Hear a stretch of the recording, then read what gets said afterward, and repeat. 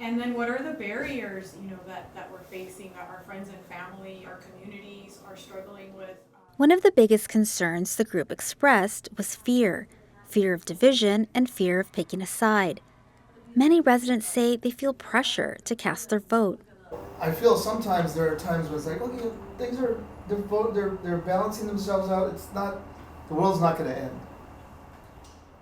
Now it feels like it's gonna, you know. Misinformation has also become a major hurdle. Several participants say that without clear, culturally relevant information, they struggle to make informed decisions. Jose Mondragon was part of the conversation. He's also teaching Mi Voz, Mi Voto workshops for the Chicano Federation. To continue to inform and educate communities about the importance of voting. Your vote matters, right? That's, you have that power. You can exercise it if you're eligible to vote. Many of the participants say they get their news online. The Pew Research Center reports that Latinos are more likely than Black or white Americans to get their news from social media. This trend increases the chances of encountering and sharing misinformation. Marissa Abrajano has been studying the Latino electorate for almost 20 years. So, those who do rely on Spanish social media, we found that there is this positive relationship with being more likely to believe in these false political narratives.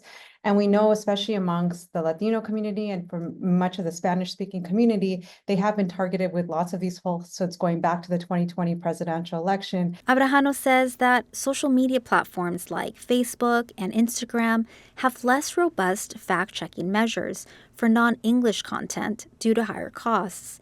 She says on WhatsApp, a free encrypted messaging app popular with U.S. Latinos, fact-checking is non-existent. So all of these news links that are posted and information that you see, it's very hard to validate whether or not this information is actually true or not. And I think an added complication, especially in this day and age where it's not just news that's produced here in the United States, but worldwide. Community members say the impact of misinformation extends to feelings of distrust towards candidates and policies. That makes it difficult for some to discern fact from fiction.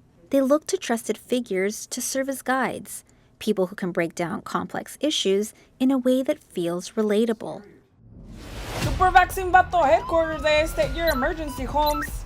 Political cartoonist Lalo Alcaraz created a series of cartoons and animations promoting vaccines during the height of the COVID-19 pandemic. There was a lot of misinformation to fight there.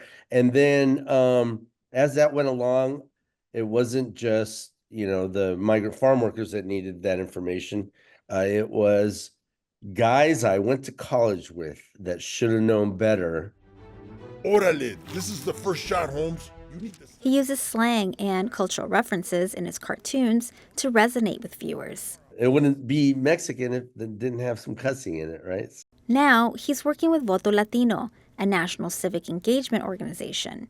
He's creating cartoons to encourage voting and battle election misinformation. There's no word in Spanish for fact-checking, that term does not exist. Back at the community conversation, Mondragon believes that political education should start early and continue beyond the election. There's just so much at stake, right? There's there's feelings and emotions that are involved with the process of just, this upcoming election and voting. With more outreach and resources that reflect the unique needs of the South Bay, residents say they would feel more motivated to participate. As they gear up for tomorrow's election, this community is asking for support and information that could help them overcome these challenges.